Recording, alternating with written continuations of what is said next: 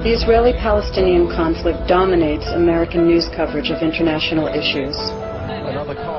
Given that news coverage is Americans' main source of information on the conflict, it becomes important to examine the stories the news media are telling us and to ask the question, does the news coverage reflect the reality on the ground?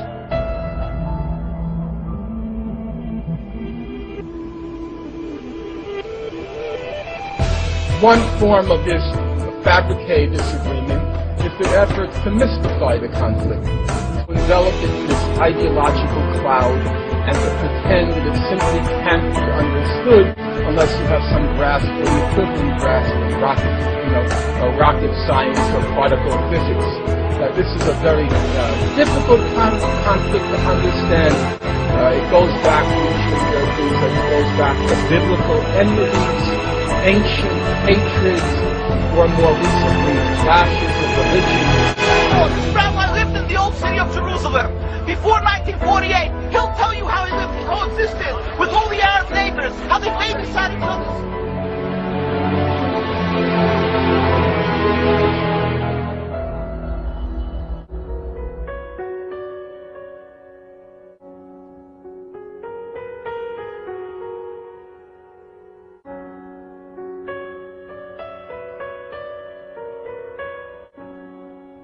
הרצל בז לכל מי שלא נחשב בעיניו מודרני, תרבותי, נאצל ונאור. בראש ובראשונה היו אלה אותם יהודים בני עמו שומרי תורה ומסורת. יסודות ורעיונות אנטישמיים כפי שבאים לידי ביטוי ביומנו ובמאמריו. הכמרים הנוצרים הם ברום המדרגה, מפני שאינם להוטים אחרי הכסף. הנוצרים הפשוטים טובים הם מכמרי היהודים. יחס זה חושף למעשה את הפן האנטישמי בתורת הרצל. הרצל מספק נימוקים ולגיטימציה לרדיפה האנטישמית ואף מעודד אותה. רעיון מצוין עולה בליבי, למשוך אנטישמים ישרים ולעשותם מחסלי הרחוב. רעיון מצוין עולה בליבי למשוך אנטישמים ישרים ולעשותם מחסלי הרחוב היהודים. עד עכשיו אנחנו לא נכון, היטלר. אני אומר לך שהרצל חושב מדינה אמר בדגה? לא.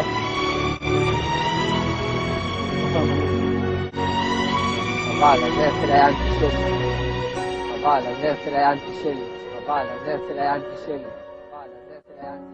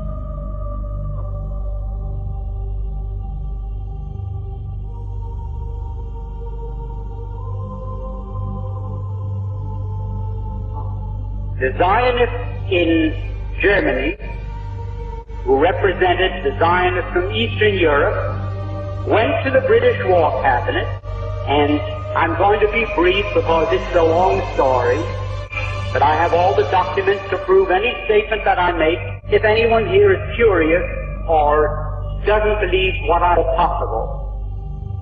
The Zionists in London went to the British War Cabinet and they said, look here, you can yet win this war. You don't have to give up. You don't have to accept the negotiated peace offered to you now by Germany. You can win this war if the United States will come in as your ally.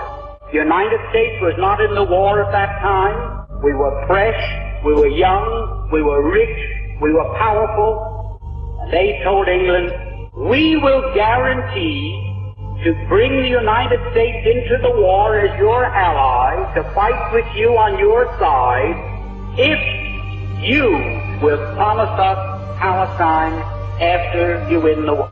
In other words, they made this deal. We will get the United States into this war as your ally. The price you must pay us is Palestine after you have won the war and defeated Germany, Austria-Hungary, and Turkey.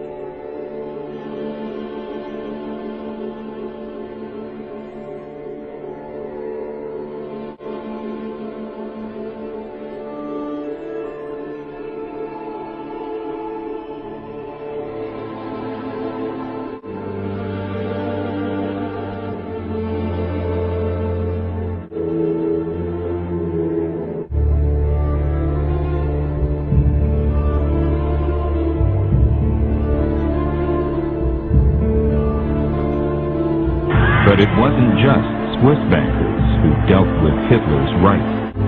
While war raged, there were British and American bankers who continued to do business with the Nazis. The BIS channeled investments from the Allied powers into Germany for the expansion of her economy.